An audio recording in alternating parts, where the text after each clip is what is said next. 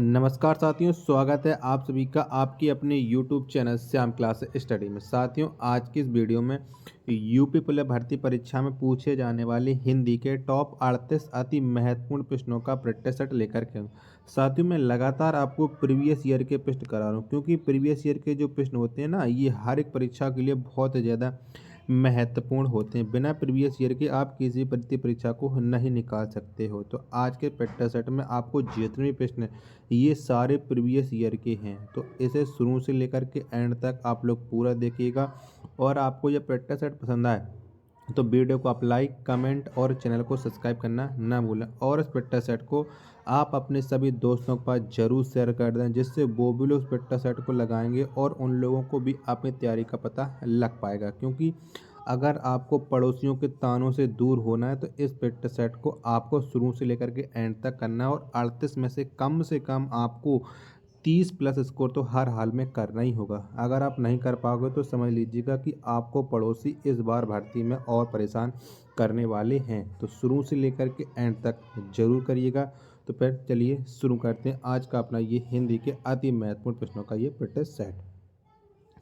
तो प्रश्न संख्या 51 है आपके सामने की अनामिका किसका काव्य संग्रह है। तो ये किसका काव्य संग्रह है अनामिका, ये आपको बताना है। तो फटाफट से बताओ कमेंट बॉक्स में प्रश्न संख्या 51 का राइट आंसर क्या हो जाएगा। तो जो अनामिका है ये सूर्यकांत त्रिपाठी निराला का काव्य संग्रह है। तो 51 का जो राइट आंसर होगा वो ऑप्शन संख्या ए इसका राइट आंसर हो जाएगा। चलिएगा, प्रश्न संख्या 52 है आपके सामने की चित्रलेखा किसकी रचना है। तो बताओ ये चित्रलेखा है किसकी रचना है, इसकी रचना किसने की, कौन है उसके कवि। तो इसके जो कवि हैं वो हैं भगवती चरण वर्मा। यानी 52 का जो राइट आंसर होगा वो ऑप्शन संख्या ए इसका राइट आंसर हो जाएगा। चलिएगा, प्रश्न संख्या 53 है आपके सामने 11 वर्ष का समय शीर्षक कहानी की रचना किसने की। तो इस कहानी की रचना किसने की थी ये आपको बताना है। तो बताओ फटाफट से प्रश्न संख्या 53 का राइट आंसर क्या हो जाएगा। तो 11 वर्ष का जो समय शीर्षक जो कहानी है इसकी जो रचना की है वो रामचंद्र शुक्ल ने की है। कितने, रामचंद्र शुक्ल ने। यानी 53 का राइट आंसर हो जाएगा ऑप्शन संख्या सी इसका राइट आंसर हो जाएगा। चलिएगा, नेक्स्ट प्रश्न है आपके सामने प्रश्न संख्या 54 है कि शोक बिकल सब रोबनहि रानी रूप शील बल तेज बखानी करहीं शील बल तेज बखानी करहीं बिलाप अनेक प्रकारा परहीं भूमि तल बारहीं बारा। उपयुक्त पंक्तियों में कौन सा रस है ये आपको बताना है। तो आपको यहाँ पर पहले ही दिख चुका है शोक, क्या शोक दिख चुका है पहले ही। तो आप समझ लीजिएगा इसमें हो जाएगा करुण रस। तो 54 का राइट आंसर हो जाएगा ऑप्शन संख्या सी इसका राइट आंसर हो जाएगा। चलिएगा, नेक्स्ट प्रश्न है प्रश्न संख्या 55 है आपके सामने कि जो तुम्हें अनुशासन पावे कंदुक इव ब्राह्मण उठावे काचे घट जिमी डारो फोरी सकौ मेरु मूसक जिम तोरी। उपयुक्त पंक्ति में कौन सा रस है ये आपको बताना है। प्रश्न संख्या 55 का राइट आंसर क्या हो जाएगा। तो यहाँ पर आपको दिख रहा है ब्रह्मांड उठावे, और जहाँ पर आपको ये उठाने वाली बात की जाए या जोश दिलाने वाली बात की जाए तो आप लोग जानते कि वहाँ पर जो होता है वो होता है वीर रस। क्या, वीर रस। तो 55 का राइट आंसर हो जाएगा ऑप्शन संख्या ए इसका राइट आंसर हो जाएगा। चलिएगा, अगला प्रश्न है प्रश्न संख्या आपके सामने 56 है कि खद्दर कुर्ता भक भको नेता जैसी चाल यही बालक मोह मन बसो सदा बिहारी लाल। उपयुक्त पंक्ति में कौन सा रस है। बताओ प्रश्न संख्या 56 का राइट आंसर क्या हो जाएगा। तो यहाँ पर कुर्ता भक भको नेता जैसी चाल, क्योंकि यहाँ पर हंसी उड़ाई जा रही है। क्या, हंसी उड़ाई जा रही है, तो यहाँ पर हो जाएगा हास्य रस। तो 56 का आंसर ऑप्शन संख्या सी इसका राइट आंसर हो जाएगा। चलिएगा, प्रश्न संख्या 57 है आपके सामने कि इनमें से सही बर्तनी वाला शब्द कौन है। तो यानी जर्जित, ये किस तरीके से सही लिखा है। प्रश्न संख्या 57 का राइट आंसर क्या हो जाएगा। तो जो जर्जित है ये ऑप्शन संख्या सी, क्या ऑप्शन संख्या सी वाले की तरह सही लिखा है। तो 57 का राइट आंसर ऑप्शन संख्या सी हो जाएगा। चलेगा। प्रश्न संख्या अब आपके सामने 58 है कि संघ की भाषा हिंदी और लिपि देवनागरी होगी, यह संविधान की किस धारा में कहा गया है। यानी आपको संविधान के कौन से अनुच्छेद में बताया गया है, ये आपको बताना है। प्रश्न संख्या 58 का राइट आंसर क्या हो जाएगा। तो इसका जो वर्णन है वो है ऑप्शन संख्या बी, यानी अनुच्छेद 343 में। तो 58 का आंसर ऑप्शन संख्या सी इसका राइट आंसर हो जाएगा। चलेगा। प्रश्न संख्या 59 है आपके सामने कि आकाशगंगा का पर्यायवाची है, तो बताओ इनमें से कौन सा हो जाएगा आकाशगंगा का पर्यायवाची। प्रश्न संख्या 59 का राइट आंसर क्या हो जाएगा। तो मंदाकिनी, सुर नदी और स्वर्ग नदी ये सभी होते हैं आकाशगंगा के पर्यायवाची। तो 59 का जो राइट आंसर होगा वो ऑप्शन संख्या डी इस प्रश्न का राइट आंसर हो जाएगा। अगला प्रश्न प्रश्न संख्या 60 है आपके सामने कि धन को व्यर्थ ही खर्च करने वाला होता है, तो इसका जो अनेक शब्दों के लिए एक शब्द होता है वो क्या हो जाएगा। कि धन को व्यर्थ ही खर्च करने वाला, तो उसके लिए जो एक शब्द होता है वो होता है अपव्यय। क्या होता है, अपव्यय होता है। तो 60 का जो राइट आंसर होगा वो ऑप्शन संख्या डी इस प्रश्न का राइट आंसर हो जाएगा। चलेगा। नेक्स्ट प्रश्न है प्रश्न संख्या 61 है आपके सामने कि जिसके हस्ताक्षर नीचे अंकित हैं, बताओ उसके लिए एक शब्द क्या हो जाता है जिसके हस्ताक्षर नीचे अंकित होते हैं। तो उदय हम बोलते हैं अधोहस्तकर्ता। क्या अधोहस्तकर्ता, यानी 61 का जो राइट आंसर होगा वो ऑप्शन संख्या सी इसमें का राइट आंसर हो जाएगा। चलेगा। अगला प्रश्न है प्रश्न संख्या 62 है आपके सामने कि बरसात बिल्कुल न होना कहलाता है, तो इसके लिए अनेक शब्दों के लिए एक शब्द क्या हो जाएगा कि बरसात बिल्कुल न होना। तो इसके लिए जो एक शब्द होता है वो होता है अनावृष्टि। क्या, अनावृष्टि। तो 62 का जो राइट आंसर होगा वो ऑप्शन संख्या डी इसमें का राइट आंसर हो जाएगा।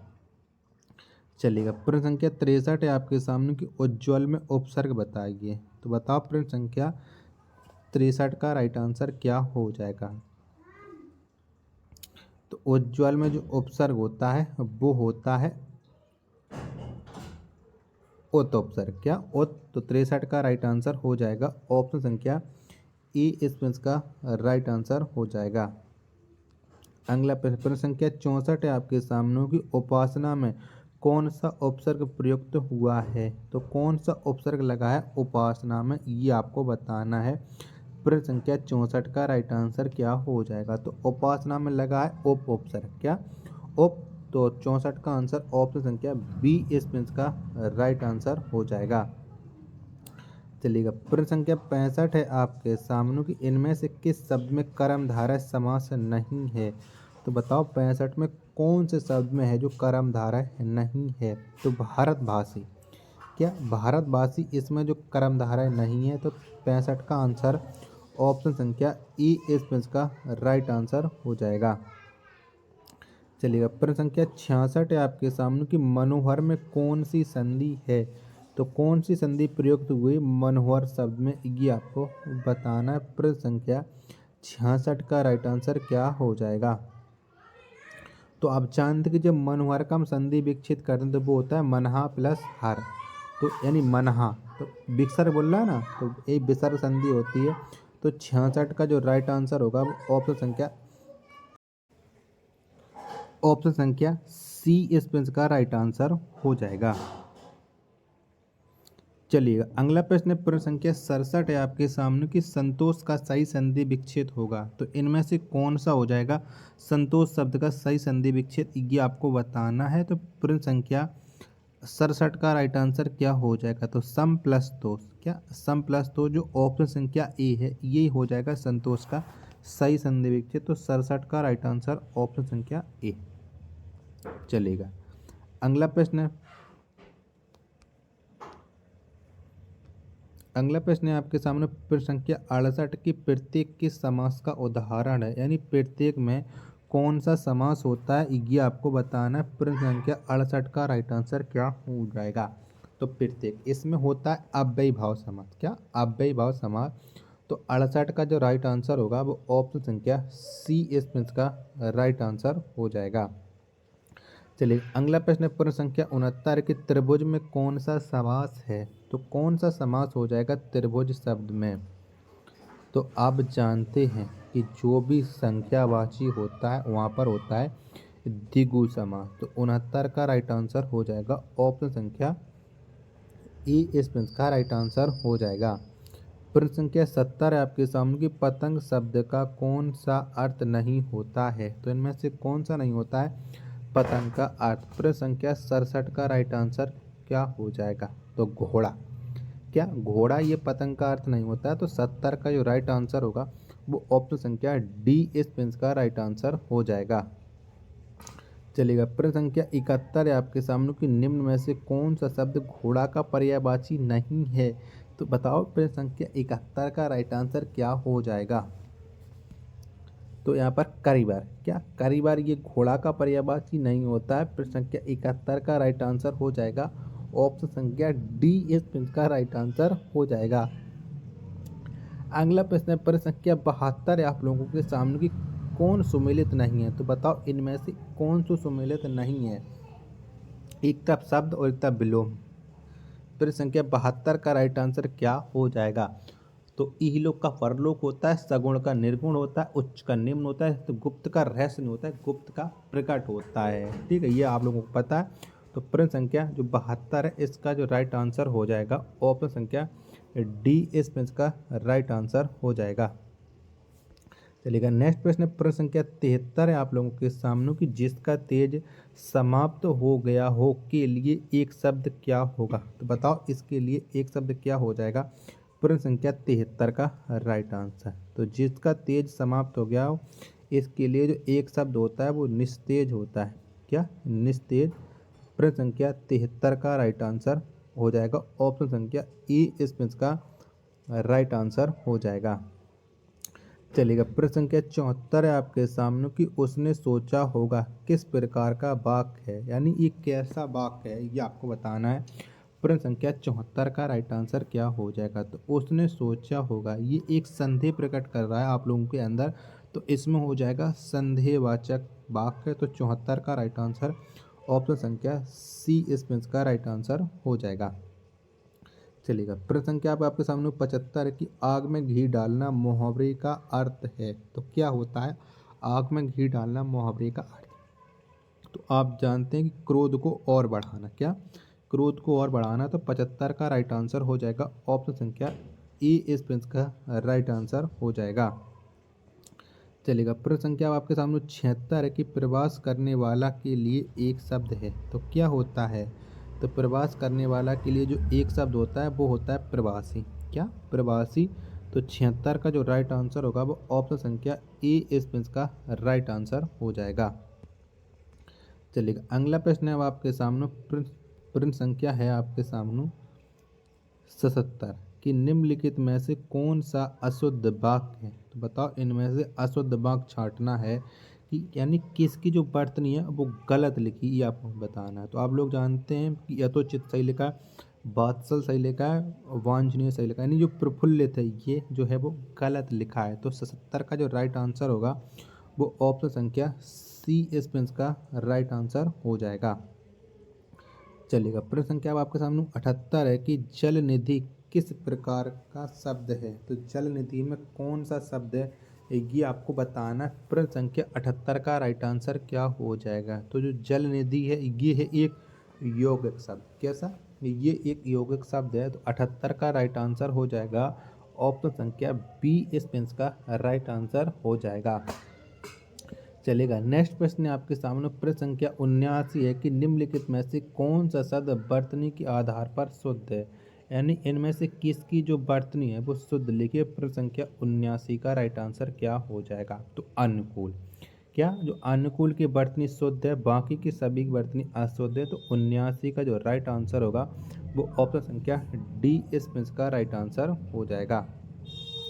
चलिएगा प्रश्न संख्या 80 आपके सामने कि अल्पायु का विपरीतार्थक शब्द क्या है? तो क्या हो जाएगा अल्पायु का ये आपको बताना है। तो जो अल्पायु इसका जो विपरीतार्थक होता है वो होता है दीर्घायु। क्या? दीर्घायु। तो 80 का राइट आंसर हो जाएगा ऑप्शन संख्या ए इस प्रश्न का राइट आंसर हो जाएगा।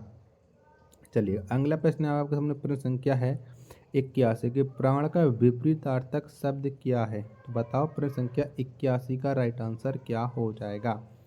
यानी प्राण का विलोम शब्द। तो आप जानते कि जो प्राण का जो विपरीतार्थक शब्द होता है वो निष्प्राण होता है। यानी 81 का जो राइट आंसर होगा वो ऑप्शन संख्या डी इस प्रश्न का राइट आंसर हो जाएगा।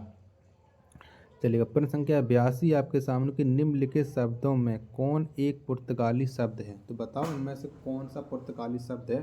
प्रश्न संख्या 82 का राइट आंसर क्या हो जाएगा।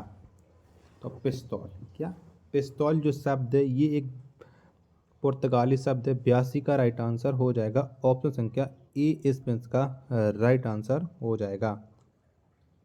चलिए प्रश्न संख्या 83 है कि आपके सामने की सजाना क्रिया से भाववाचक संज्ञा बनेगी। तो कौन सी संज्ञा बनेगी सजाना से, ये आप लोगों को बताना है।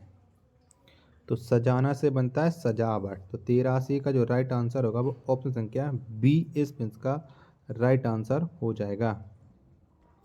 प्रश्न संख्या 84 आपके सामने की आम में मिठास है, इस वाक्य में मिठास है। तो मिठान जो मिठास है ये कैसी संज्ञा है ये आपको बताना है। प्रश्न संख्या 84 का राइट आंसर क्या हो जाएगा।